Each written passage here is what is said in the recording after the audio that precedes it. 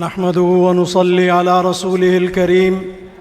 أما بعد فأعوذ بالله من الشيطان الرجيم بسم الله الرحمن الرحيم بأي ذنب قتلت صدق الله مولانا العظيم قائد خیبر پختونخوا حضرت مولانا عطاء الرحمن صاحب دامت برکاتہم، ناظم عمومی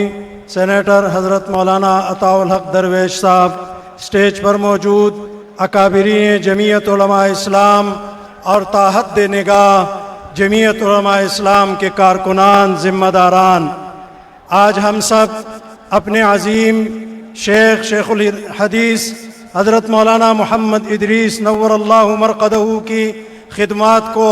خراج عقیدت پیش کرنے کے لیے جمع ہیں۔ شیخ محمد ادریس کا جرم یہ تھا کہ وہ قال اللہ اور قال الرسول کی صدائیں بلند کرتے تھے۔ شیخ محمد ادریس کا جرم یہ تھا کہ وہ اتحاد امت کے داعی تھے۔ شیخ محمد ادریس کا جرم یہ تھا کہ انہوں نے معاشرے کے لاکھوں لوگوں کو سنت نبوی کے راستے پر چلایا۔ شیخ محمد ادریس کا جرم یہ تھا کہ انہوں نے پنڈال میں موجود اس پرچم نبوی کو بلند کر کے پاکستان میں اسلامی نظام کے آواز بلند کی، پاکستان میں فرقواریت، دہشت گردی کو ختم کرنے کے لیے اپنا کردار ادا کیا، پاکستان کے استحکام اور سلامتی کے لیے اپنی آواز کو بلند کیا۔ آج کا یہ لاکھوں مجمع وعدہ کرے کہ ہم شیخ ادریس کے سبق کو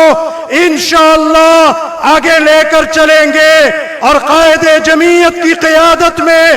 اس پرچم نبوی کے سائے تلے جس پرچم کو شیخ ادریس نے بلند کیا تھا اس کو لے کر آگے چلیں گے انشاءاللہ، چلیں گے انشاءاللہ، چلیں گے انشاءاللہ۔ نعرہ بلند کیجئے، نعرہ تکبیر۔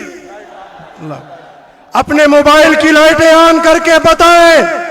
اغیار کو بتائیں، پاکستانی اداروں کو بتائیں، پاکستان کے حکمرانوں کو بتائیں کہ یہ فرزندان توحید کا، یہ جمعیت کے جیالوں کا وہ ٹھاٹھے مارتا ہوا سمندر ہے کہ انشاءاللہ میرے قائد نے